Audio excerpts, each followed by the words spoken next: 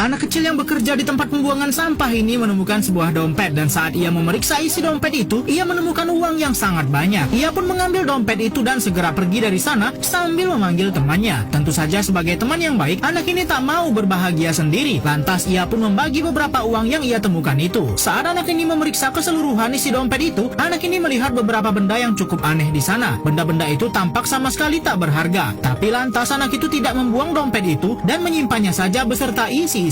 Dan inilah dia pria pemilik dompet itu. Saat rumahnya digerebek polisi, pria itu lantas segera kabur dari kediamannya. Saat polisi sudah hampir menangkapnya, untung saja ia bisa kabur lewat jendela. Tapi sepertinya semua sudut tempat ini sudah dikepung oleh kepolisian yang menangkapnya. Dan sampai akhirnya kaki pria ini tertembak. Karena ia tahu akan tertangkap, pria ini langsung mengambil dompet yang ia simpan di dalam sakunya dan melempar dompet miliknya itu ke tempat pembuangan sampah. Polisi pun ada yang melihat dompet itu masuk ke dalam truk sampah. Pria pemilik dompet itu pun tertangkap dan ternyata ia disiksa di kantor polisi karena ia sudah berkhianat dengan mencuri uang dan catatan semua tindak korupsi milik bosnya yang akan mencalonkan diri menjadi wali kota. Dan ternyata isi dompet itu adalah petunjuk untuk menemukan semua barang bukti yang sudah pria ini curi dari bosnya. Tapi karena pria ini tak mau mengatakan di mana barang yang ia curi, akhirnya ia pun harus dieksekusi oleh kepolisian. Orang-orang di tempat pembuangan sampah ini dikejutkan dengan kehadiran polisi. Pihak kepolisian seperti mencari sesuatu di sana. Dan saat ada salah seorang anak sedang berenang, ia meminta kepala kepolisian untuk memoto dirinya. Dan saat teman anak tadi juga akan difoto, ia malah menghindar. Anak ini bertanya ada apa polisi datang kemari, dan polisi itu mengatakan sedang mencari sebuah dompet. Mendengar itu anak ini langsung ketakutan karena ialah yang sudah menemukan dompet tersebut. Kepala kepolisian ini mengatakan siapapun yang menemukan dompet itu akan mendapat imbalan $1.000